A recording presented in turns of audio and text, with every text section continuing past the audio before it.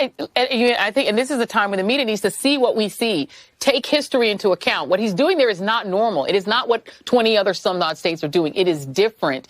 And, people are starting to call it DeSantis stand. He is setting up something down there that ain't right.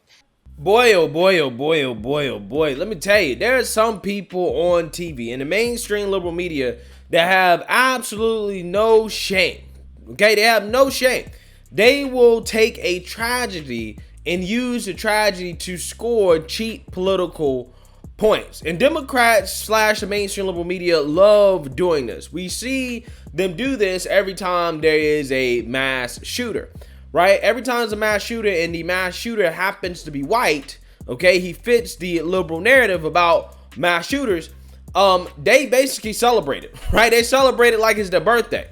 Again, absolutely a shame, because again, it's an opportunity for them to attack Republicans and to blame every mass shooting on either racism or a lack of gun control. And this is what they're doing now with this Hurricane Ian, as you have Joy Reid, aka Miss Joyless Reid, who is just flat out celebrating Hurricane Ian that has rained destruction on the residents of Florida, South Carolina, and North Carolina. However, because Joy Reid has an agenda to push, she's celebrating this as she took the time to try to score political points on climate change by basically trying to imply that this storm somehow, some way is definitely connected to climate change. Take a listen. There is a lot that has changed about the earth that has made these things worse, right? I mean, these things are thriving because the water is getting warmer. And I think when we stopped calling it global warming for political reasons, but that's what it is, right? Our earth is getting warmer, and there is just no doubt, I think, left that it is feeding these beasts.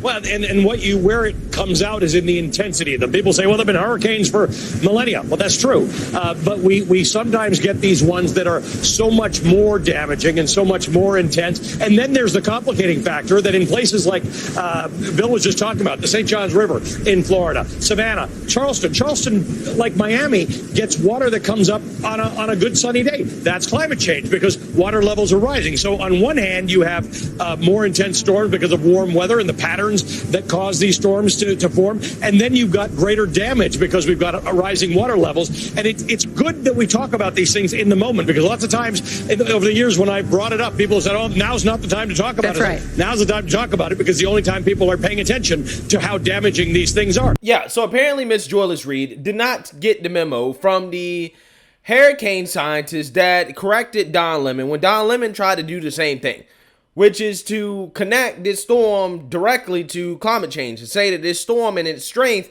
is definitely because of climate change, right? Again, these people on the left, they just can't help themselves. They will politicize any event that they believe fits their narrative in order to score cheap political points, okay? It's like they're waiting for something tragic to happen, whether that be a mass shooting or a hurricane or a tornado, just for them to turn around and look at Republicans and conservatives and say, ha ha, look, we were right. Look at this hurricane. Look at all this Delta destruction. We told you guys that this was the result of climate change, but you didn't listen to us. As if doing what the liberals want on climate change would have stopped this storm or made the storm weaker. Okay, Democrats want you to think they can stop hurricanes, right? That's what they want you to think, which is absolutely not true. But again, people like Joy Reid, they don't care. They're shameless, right? They're shameless. As Joy Reid stoops even lower to attack Ron DeSantis for asking Joe Biden and the federal government for help in the form of aid and resources that is desperately going to be needed by the people of Florida during the recovery phase and aftermath of this hurricane. Not only did she do that, she also compared the citizens and the people of Florida to illegal immigrants crossing the southern border. And be careful about attacking people who have to move to save their own lives and safety, because you never know when it's your people that have to move, when it's your people who have to migrate, when it's your people who have to get on that road. So just a thought. People are going to have to go to the feds for that money. And when Ron DeSantis was in Congress, and you guys were in Congress, when he was a Tea Party freshman, when New York and New Jersey faced the exact same tragedy, I mean, literally The subways in New York were flooded. People could have drowned in the subway. When Ron DeSantis had the opportunity to make that decision and say, well, should the people of New York and New Jersey, who were hit by a catastrophic hurricane they weren't even used to, they're not even in Florida, they're not used to hurricanes, he said no. That shouldn't happen. He, Marco Rubio, and other Tea Party members, Senate and House, said they shouldn't have that money. It's too expensive.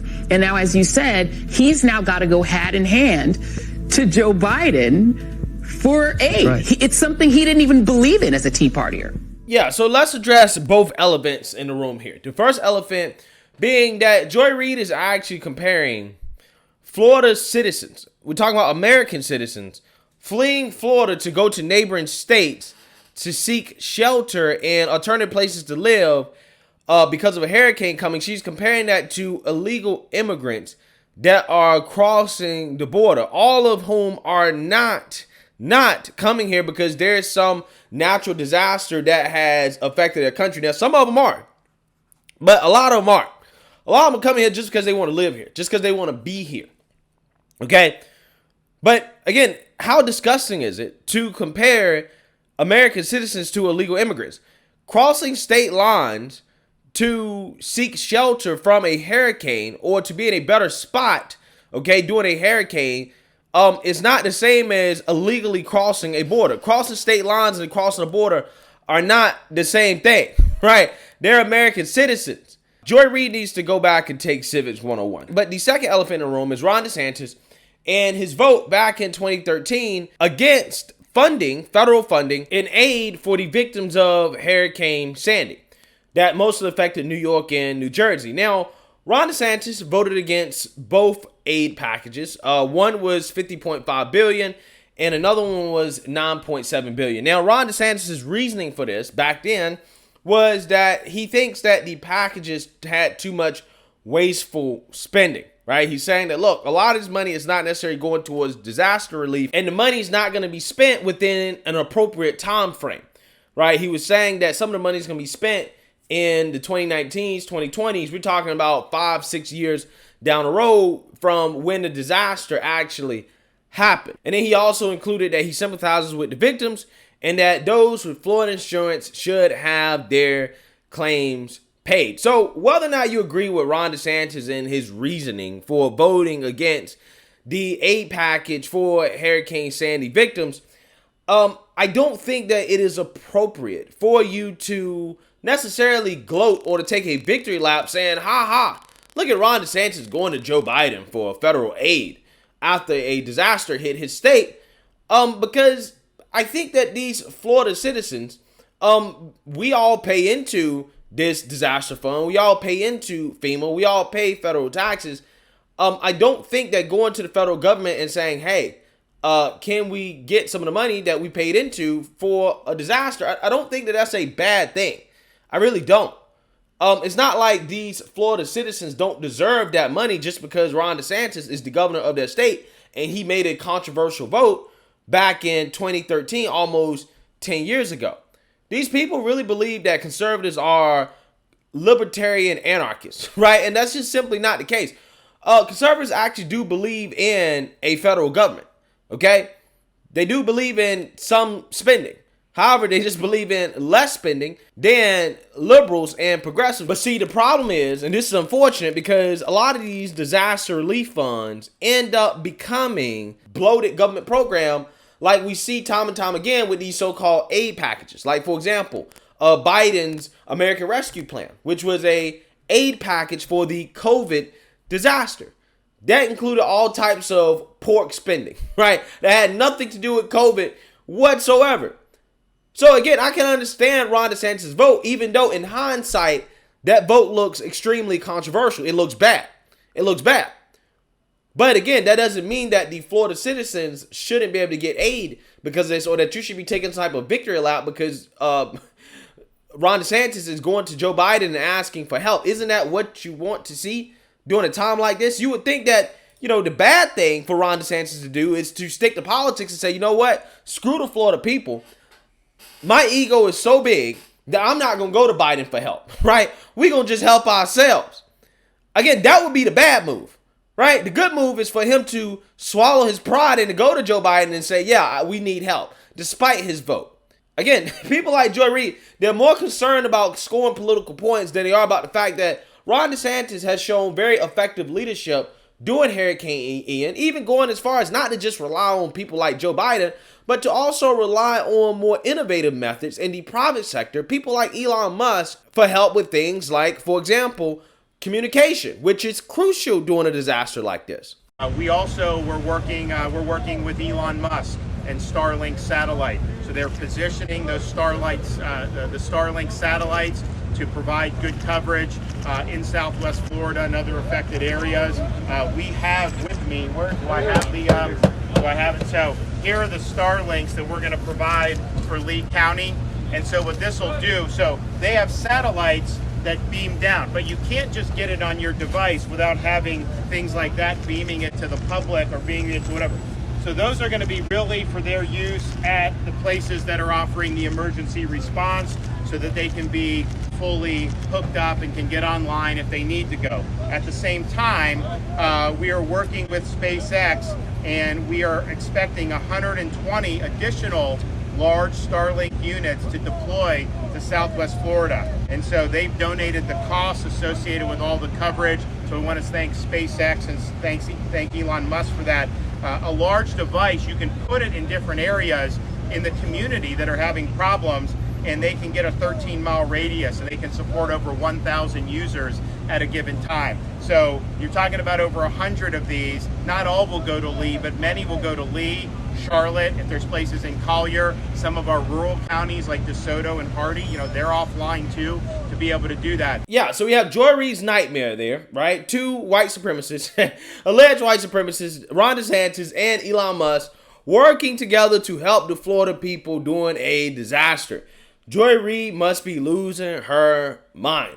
Okay, well, we know she's losing something because she simply cannot stop attacking Ron DeSantis in his effort to protect law-abiding citizens, as he gave a warning to people who are potentially trying to take advantage of this crisis in Florida, criminals, that, hey, if you loot during this disaster, just understand that we are a Second Amendment state, basically implying that law-abiding citizens might have to take care of you, right? If you're trying to loot people's homes and stores, again, and take advantage of this disaster. Now, Joy Reid, because, again, she has DeSantis derangement syndrome, put out a tweet basically calling Ron DeSantis a racist for his threat to looters, right? His warning to looters, he's a racist, comparing him to a segregationist.